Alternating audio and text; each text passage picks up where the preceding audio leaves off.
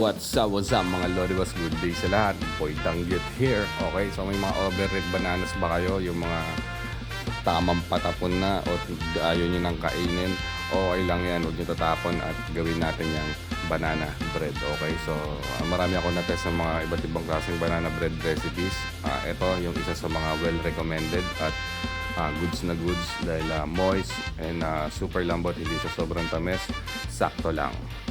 Okay, ayun, kita nyo naman. So dito nakita nyo sa video mga bossing, parang overripe na hindi overripe na talaga yung banana na dalawa. So nahinog na sila, nilagay ko lang dun sa ref para hindi na matuluyang matapon, no? Dinagdagan ko na lang ng fresh na banana. So mga ganyan, okay lang yan, walang problema dyan. Yung mga ganyang hinog, mas hinog ang saging, mas matlakas ang aroma, mas malasa doon sa tinapay natin. Okay, basta wag lang yung inuuod mga boss.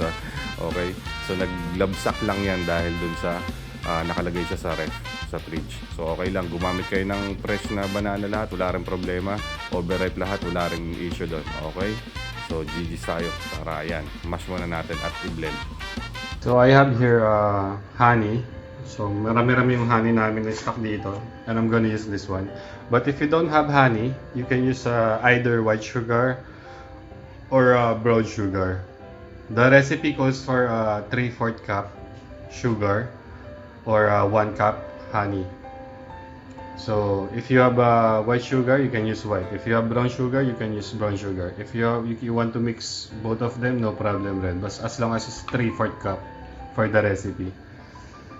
Okay. So here's your cup. Lagyan na tayo ng honey. Marami akong honey dito, hindi namin siya masyadong magamit. So yan. Optional lang to si honey, ha. So ang recipe is using brown sugar or white sugar. Yan. So nalagay na natin yung honey dyan na sa 3-piece banana. Oh no. Dahil tayong egg. Dalawang egg. Cal, remove your hands. 2 eggs. 1. There, yay. Sige, mix mo na. Okay. 2.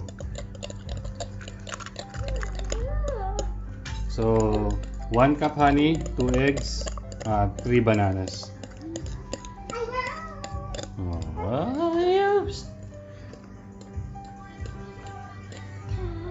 Yan. So, next is I'm gonna use self-raising flour.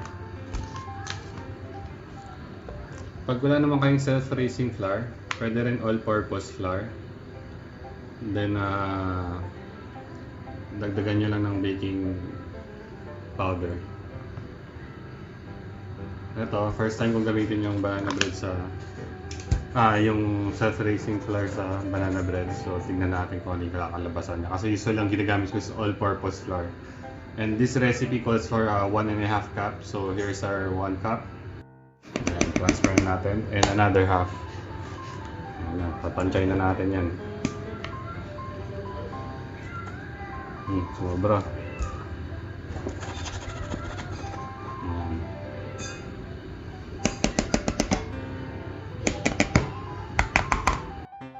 Pagdagan pa natin ng baking soda para umalsa pa ng konti. Siguro mga half teaspoon. Yan, okay na yan. And then salt. Pang neutralize. Kaya pink yung nakikita nyo kasi pink salt yung gamit namin dito sa bahay. Himalayan salt yan. Pero pag meron kayong rock salt, normal, iodized, or any kinds of salt, okay na lang rin yan. Kasi yung alat, siya yung pang kontra dun sa sugar natin. Ito na, lagyan natin. It hurts my ears. Mix mo na ate. After that, that hurts my ears. It hurts my ears. That hurt, Bob. Oh, you. Cal, put the vanilla. Put this one. Slowly, ha? Slowly put. Wait. Okay, put na. Oops! Yo, little more. Oh, enough. Very good. Yan, mix nyo lang. Mix. Sige, mix. Mix it, mix. I have to put it in my hand. No problem. Ala. What do you make? Banana bread. Slowly. Wash. Ayan. So I have raisins here. Ihalo rin natin siya. Para malinis yung raisin, lagyan natin siyang flour. And then water. Gaganyan lang natin siya sa flour. Kasi yung dumi kakapit doon sa flour, yung dumi ng raisins. And then wash lang natin siya ng water. And then mix na natin doon sa banana bread natin. Ayan, so lagyan ko na siya ng water. Kasi kakapit yung dumi na nakakadikit doon sa raisins, kakapit siya doon sa flour. Then rinse lang natin siya siguro approximately 3 times. In cup guys, our recipe calls for half cup butter. Lagyan na lang natin siya dyan. Same din naman yun. Uy, sama na. Ayan. So yan yung half cup butter natin. Can you remove your hands? Oh, ayan. Ito na yung raisins natin. Mix it natin, adding. I beat up Isa butter. that one way. I beat it up. No problem, just mix it. So see. And then final natin, lagyan natin siya ng twist. Lagyan tayo ng cinnamon powder. Magbibigay ng tama sa banana bread natin. Mix na, mix. Oh, it's done. Yan, mix na.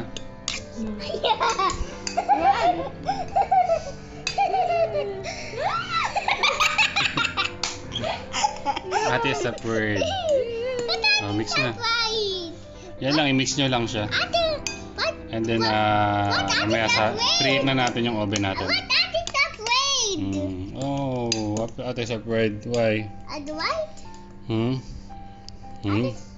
Mix na, mix. You making? What are you making? Huh?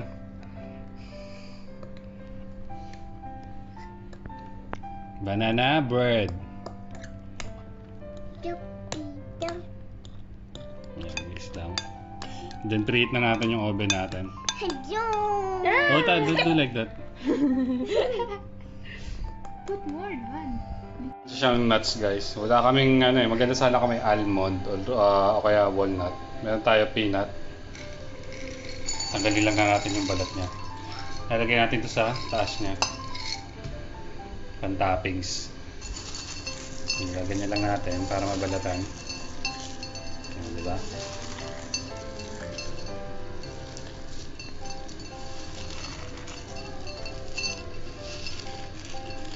Flavored to eh. Kaya ganyan yung skin.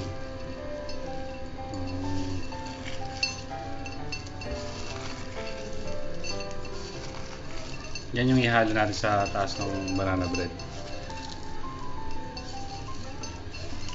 My hands are clean and nagsabon naman ako, sanitizer after, and then rinse uli, and then pat dry.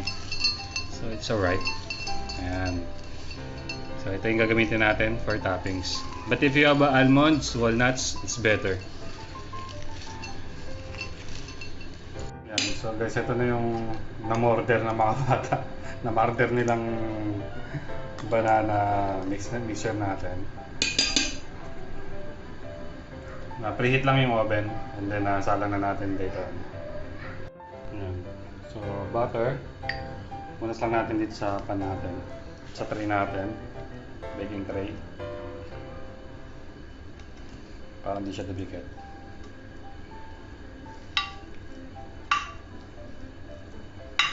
Ayan. So ito na yung natin, banana mixture. Lagyan na natin yung mani. Ayan.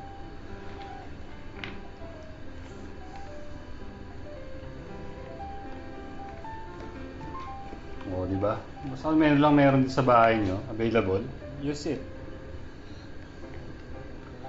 Hindi naman porke naghahanap ng almond yung recipe, almond na lalagay mo. Di ba? Kung meron kang ibang alternatives na same base din siya, pwede mong gamitin. Oo, di ba? Magalingan natin. Bake na natin. Pasok na natin dito. Nandiyan ka na, Lodi. Ayan, bake na natin. Oops! Wow! Ano yung banana bread natin? Ganda! So, ayan na yung banana bread natin. Sarap! Natin. Wala pa, mainit pa.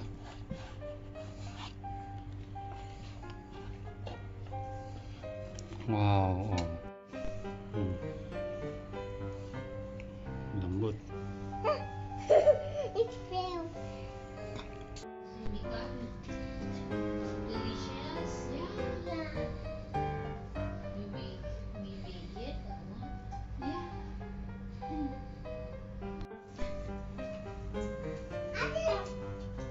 This one is gonna melt from the water.